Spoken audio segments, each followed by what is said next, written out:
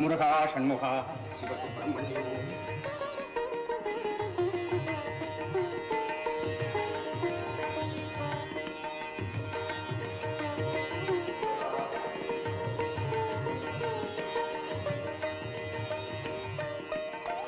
அப்பனே சண்முகம். ஆமா, பையன் வெளியூருக்கு போற மாதிரி சொன்னானே, போலியா? ஏன் உங்களுக்கே தெரியாதா? என்ன ஏதுன்னு கேக்குறது இல்லையா? கேக்குறதா? வியாபார பொறுப்பு பூராம அவன்கிட்ட நான் ஒப்படைச்சிட்டேன். இப்ப என்ன ஏதுன்னு நான் கேட்டுக்கிறது இல்ல. ஏன்னா அவன் தலை இருந்த இடத்துல கழுத்து வந்தாச்சு. என்ன சொல்றீங்க? உனக்கு புரியலையா? உனக்கு எப்படி புரியும்? அதாவது நம்ம தோளுக்கு மேல அவன் வளர்ந்துட்டான். அவன் இஷ்ட பிரகாரமே விட்டுட்டேன்.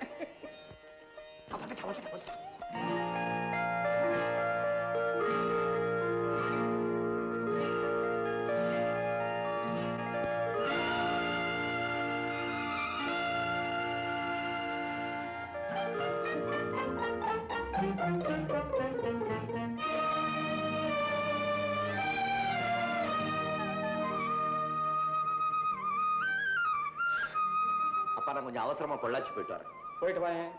நீ எதுக்காக போறேன்னு நான் கேட்கவா போறேன்? ஒரு பெரிய ஃபேக்டரிக்கு மெட்டல் பாக்ஸ் சப்ளை விஷயமா போறேன். அப்படியா? லாபத்தை குறைக்காம வியாபாரத்தை ஒழுங்கா நடத்திட்டு வரேன்னு நான் நினைக்கிறேன். ஏன் நீங்களும் கம்பெனில ஒரு டைரக்டர் தானே? ஆபீஸ்க்கு வந்து அக்கவுண்ட் எல்லாம் செக் பண்ணுங்களேன். சிங்கம் மாதிரி நீ இருக்கும்போது எனக்கு என்ன கவலை? நான் எதுக்காக சொல்றேன்னா, நான் வளர்த்து விட்ட வியாபாரம் ஆச்சேன்னு உங்ககிட்ட சொல்லுவேன். கவலைப்படாதீங்கப்பா, வியாபார விஷயத்துல நிச்சயமா உங்க பேரை நான் காப்பாத்துவேன். முருகன் செயல்.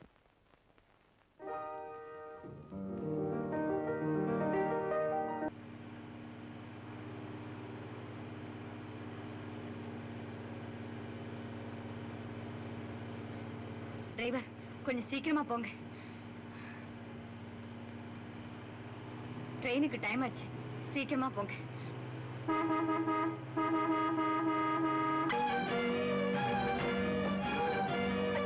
என்னப்பா ஆச்சு?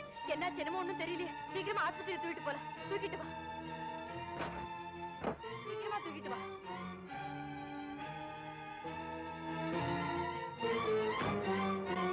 என்னப்பா நிக்கிற? இந்த பாருங்கம்மா, ஏதோ அவசரம்னு கூப்பிட்டீங்களே, வாடகை கார் கொண்டு வந்தேன். போலீஸ் கோர்ட்டுலாம் என்னால அலைய முடியாது. யாராவது வர்ற பத்தி போயிடுவான். பிடிங்கம்மா. எதுக்கு? பிடிங்கம்மா.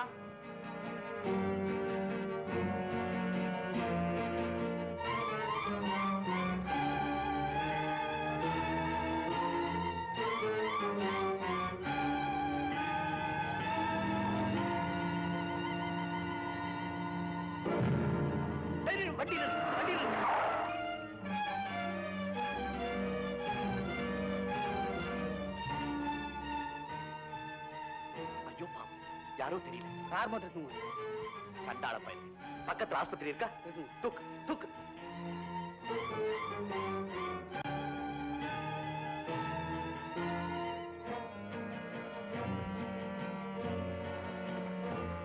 டாக்டர், ஒரு அவசர கேஸ். மூச்சு பேச்சு இல்லாம இருக்காங்க. அப்படியா? கொஞ்சம் வரீங்களா? போய்.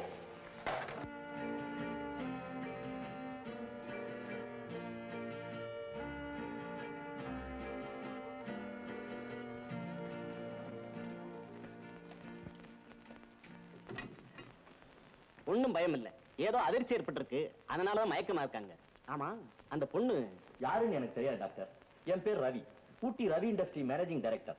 நான் பொள்ளாச்சில இருந்து வந்துகிட்டு இருக்கும்போது அந்த பொண்ணு ரோடு ஓரத்துல மயக்கமா கிடந்தா. நான் நினைக்கிறேன் எனக்கு முன்னால போன கார் அவளை மோதி தள்ளி இருக்குமோன்னு உடனே இங்க தூக்கிட்டு வந்தேன். ஐ சி. அந்த பொண்ணை அட்மிட் பண்ணிக்கிறேன். எதுக்கு நீங்க ஒரு கையெழுத்து போட்டு உங்க விலாசத்தை கொடுத்துட்டு போங்க. Sure doctor.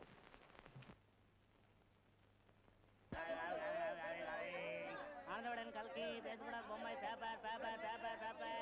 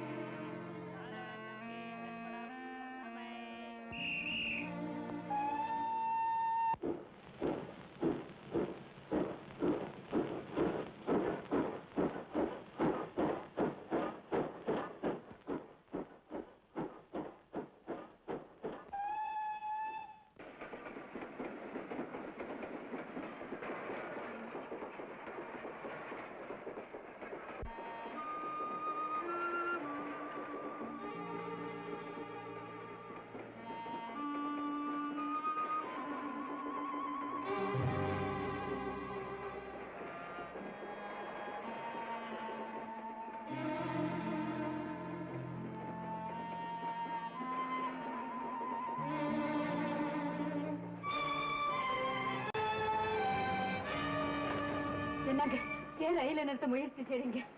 பேப்பர்ல இருக்கிற விளம்பரத்தை பார்த்துட்டு சந்தேக கண்ணோட என்ன பார்த்த உடனே நான் புரிஞ்சுக்கிட்டேன். என்ன காட்டி கொடுக்க தீர்மானிச்சிட்டீங்கன்னு. உன்னை பார்த்தா படிச்ச பொண்ணு மாதிரி இருக்கு.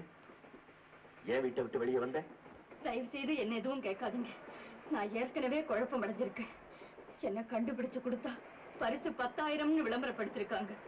ஆனா நான் உங்க கையில கிடைச்சா அதை விட கொடுமை கிடையாதுங்க. என்ன சொல்ற? ஆமாங்க, அந்த ஆபத்துல இருந்து தப்பிக்கத்தான் யாருக்கும் தெரியாம இப்படி புறப்பட்டேன். இந்த பாருமா, நீ எதை பத்தி பயப்பட வேண்டாம். உனக்கு ஏதாவது உதவி தேவைன்னா என்கிட்ட சொல்லு, நான் செய்யறேன். ஒண்ணும் வேண்டாங்க. என்ன இந்த ரயில்ல பார்த்ததா யாருகிட்டயும் சொல்லாம இருந்தா அதுவே எனக்கு போதும். ப்ளீஸ்.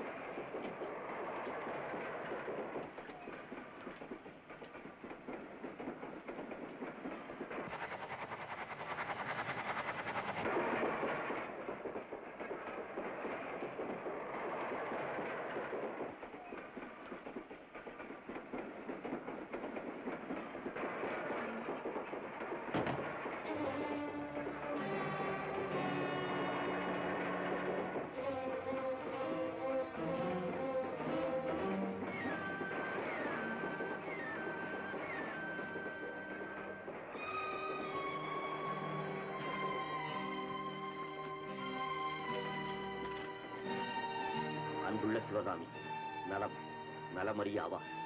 நான் உன்னை புறக்கணித்து விட்டதாக நினைக்க வேண்டாம். என் சொந்த குடும்பத்தை பற்றி உனக்கு தெரியும் என்று நினைக்கிறேன். என் அந்தஸ்தை காப்பாற்றிக் கொள்ள வேண்டிய நிலையில் இருப்பதால் உனக்கு பணம் மட்டும் அனுப்புகிறேன்.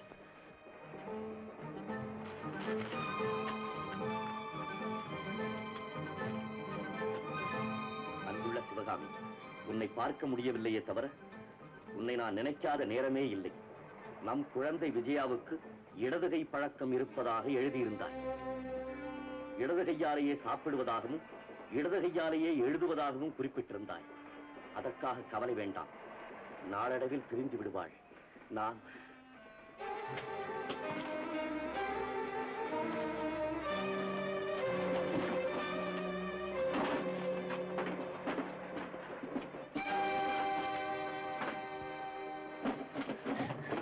என் பெட்டியை நீங்க ஏன் எடுத்து திறந்து பார்த்துட்டு இருக்கீங்க? சாரி, நான் திறந்து பார்க்கல. அது மேல இருந்து கீழே விழுந்து சாமான்லாம் செதறி போச்சு, எடுத்து வச்சுக்கிட்டு இருந்தேன். தேங்க்ஸ்.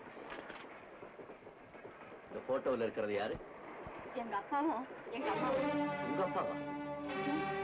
இது உங்களுக்கு தெரியுமா? ஒன்றும் தெரியாது. வியாபார விஷயமா எங்கேயோ சந்திச்ச மாதிரி ஞாபகம்.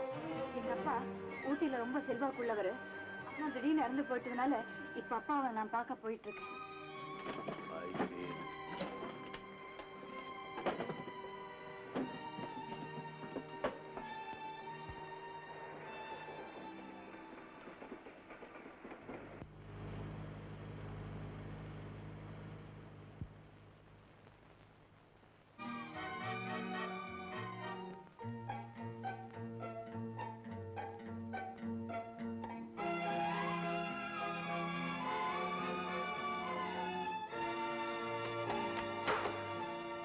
No, it can't be.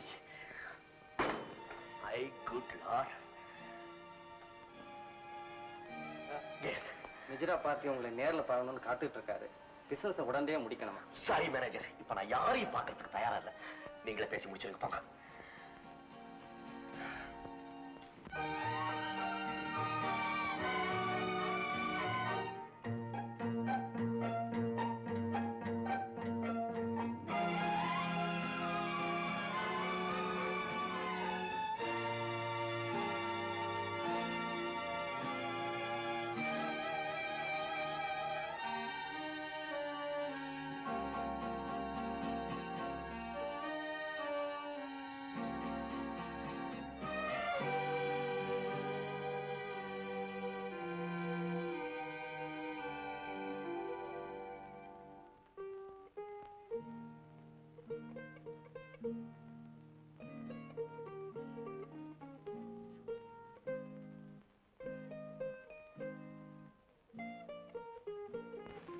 வணக்கம்.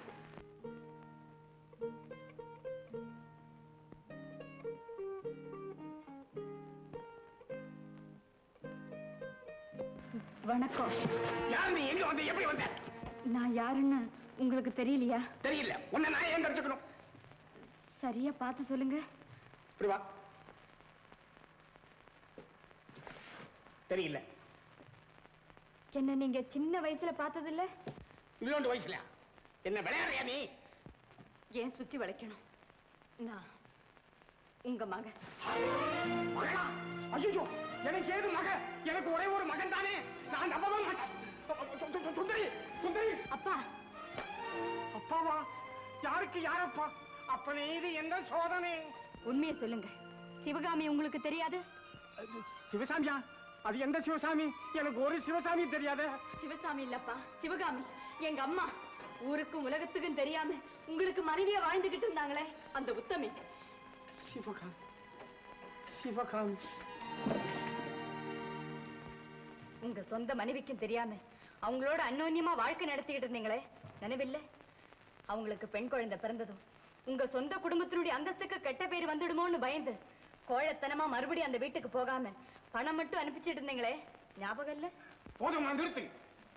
எவனோ பொறாமக்கார பசங்க என் மேல அவதூறா சொன்னதை நீ அறகுறையா கேட்டுட்டு என்ன பயமுறுத்த பாக்குறியா? உன்னை இப்பவே ஒண்ணும் செய்ய முடியாது. என் தாயோட நீங்க வாழ்க்கை நடத்தினது தகுந்த ஆதாரத்தோட நான் நிரூபிக்கத்தான் இங்க வந்திருக்கேன். என்ன ஆதாரமா? ஆமா.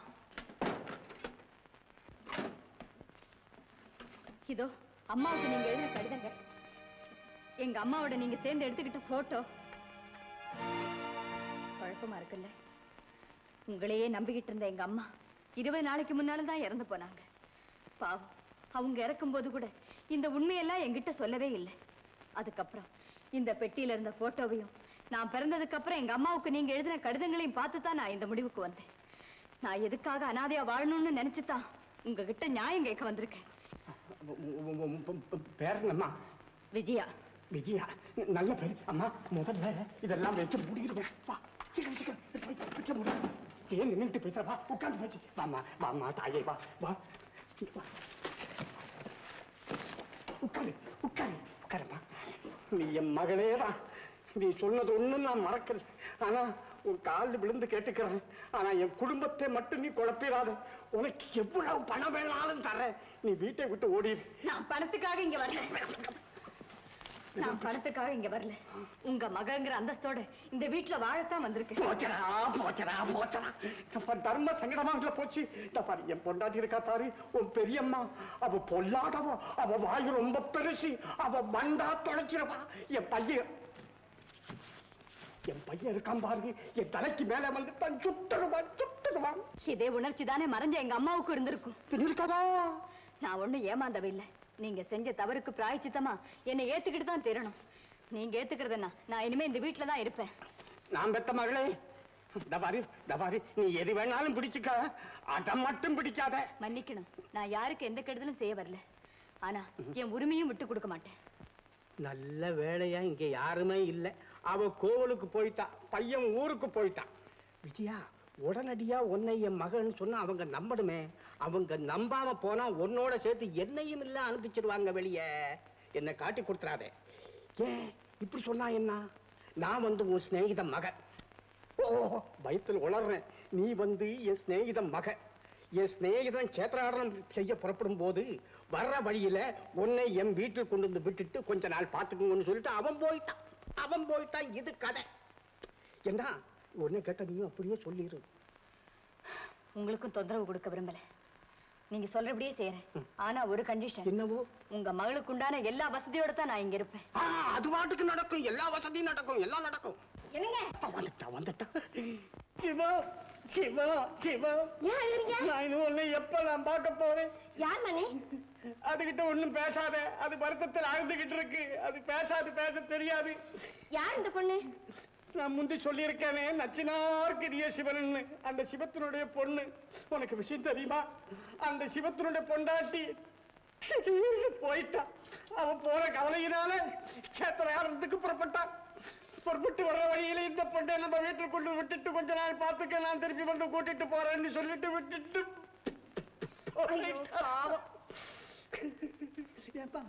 உங்களுக்கு இந்த சொத்தெல்லாம் என்னாச்சு? இப்பவும் இருக்குங்க. 10 லட்சத்துக்கு தேரும். ஒரு காலத்துல எனக்கு பணம் வேணும்னா அவன்கிட்ட தான் போய் கேட்பேன். அவன் ப்ரோனோட் எழுதி வாங்கிட்டு முதல்ல வட்டியை பூராவும் பிடிச்சுக்கிட்டு பாக்கிய கையில் கொடுத்துருவான். மகாபிரபு, என்ன இருந்து என்ன பிரயோஜனம்? பிரதேசி பிரதேசிய விடு. அவளே தைரியமா இருக்கா, நீங்க இப்படி குலுங்கி குலுங்கி அழுகுறீங்க. எனக்கு பலகீனம் தாக்கு பிடிக்க முடியாது. இந்த பொண்ணு தாங்கும் பேசாம பார்த்துக்கிட்டு இருக்கு. ஐயோ பாவம், தாய் இல்லாத பொண்ணு. அவர் திரும்பி வர்ற வரைக்கும் நம்ம வீட்டிலே இருக்கட்டும், எனக்கும் பொழுதுபோக்கா இருக்கும். உனக்கு பொழுதுபோக்கா இருக்கும், எனக்கு பிராணாவஸ்தையா இருக்குமே. உங்களுக்கு என்ன பிராணாவஸ்தை? என் சிவத்தை நினைச்சிட்டு சொல்றேன்.